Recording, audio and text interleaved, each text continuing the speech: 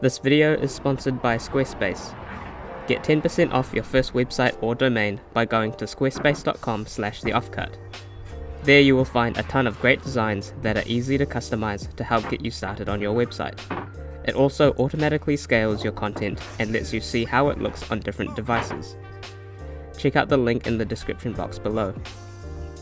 I'm making a pair of floating oak bedside tables for a customer. I'm using pre-machined oak from a timber yard, but even though I picked out the best looking pieces, they still weren't perfectly flat. I started off by choosing the orientation of the grain and what I thought looked best for when the two boards came together. I want the grain to continue along the top and sides of the unit, so I am roughly marking them out first and using the biscuit cutter in between those marks so I don't cut through them when I cut the pieces to length.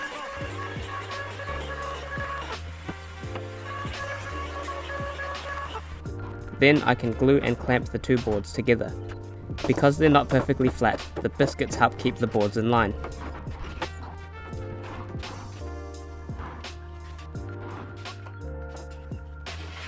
After the glue had dried, I used a hand plane to try and flatten the boards a bit more.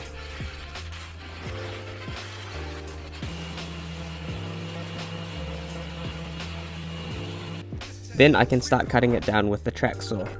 I'm using miter joints, so I'm cutting it at a 45-degree angle. There is a bit of tension in the boards, so I'm doing multiple passes to prevent it from binding.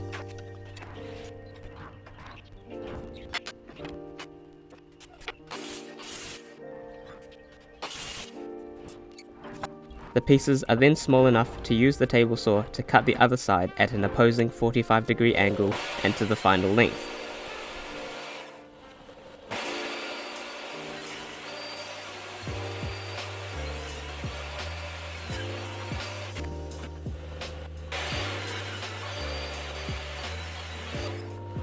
There were a few cracks and knots in some spots, so I used black CA glue to fill those voids. It dries really fast with the activator and it sands down nicely.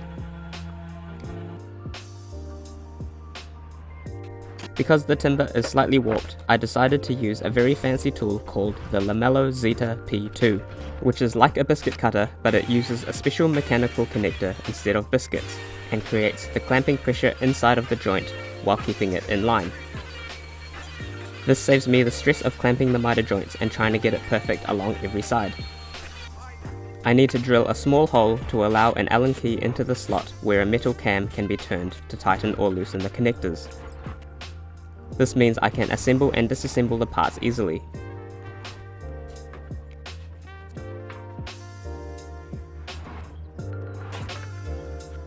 I used the router to give a small chamfer on the inside edges of the box and cut out a rebate on all the pieces for the back panel to fit into.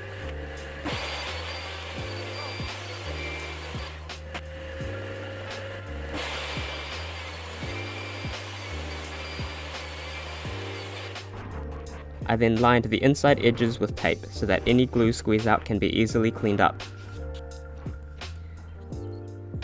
I can then glue the pieces together and tighten the connectors to apply the clamping pressure.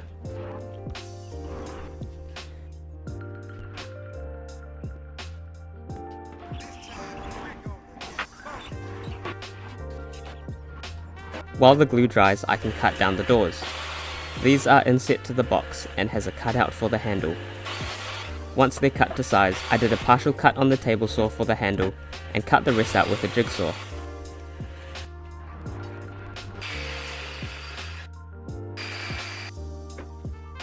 I cleaned up the cut with a file and sandpaper and did the same chamfer along all the sides.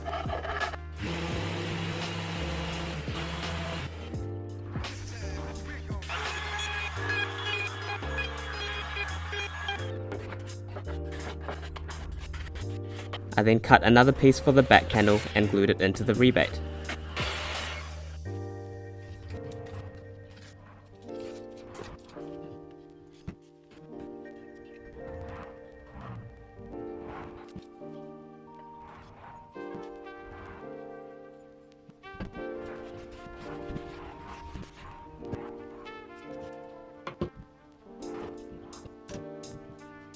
I used the neck of a screwdriver to crush the fibres to close up any small gaps in the joint, followed by a light sanding. This gives a really clean and tight miter joint.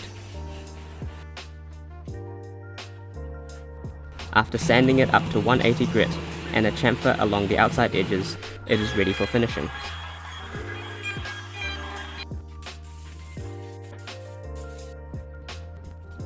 I'm using Osmo hard wax oil that has a white pigment added to stop the timber from yellowing. This gives a really nice natural look and a really flat finish.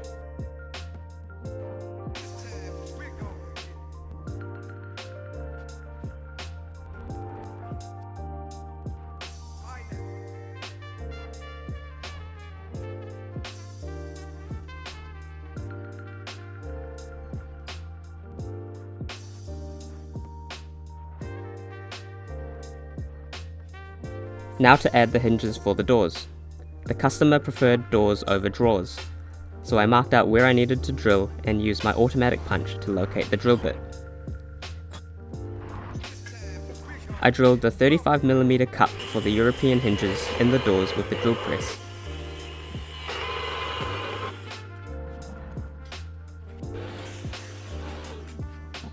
And used a center drill bit for the hinge screws.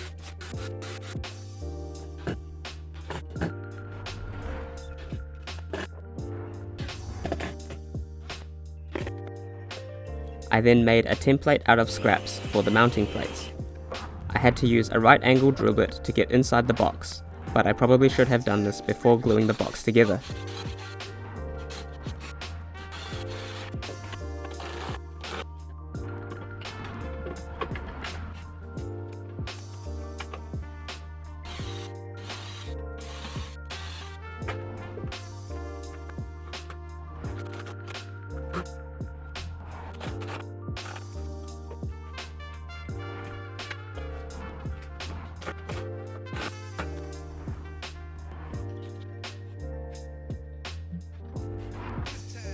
After a bit of adjustment, I was able to get the doors sitting right. You can see when they are closed, they go too far in, so I used some small offcuts and glued it to the inside of the box with CA glue to act as stoppers, so that the doors close at the right position.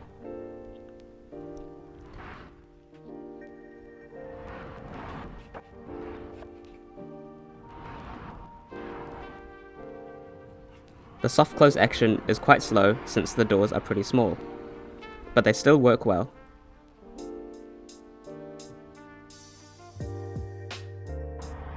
I didn't get any final shots of them installed as the customer was going to do it themselves. If they send photos through, I will put it up on my Instagram.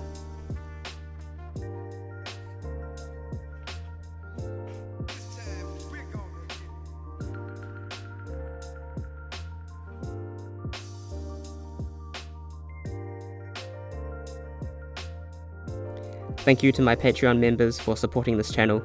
Check out the description box to find links to my project plans, social media and more if you want to support this channel.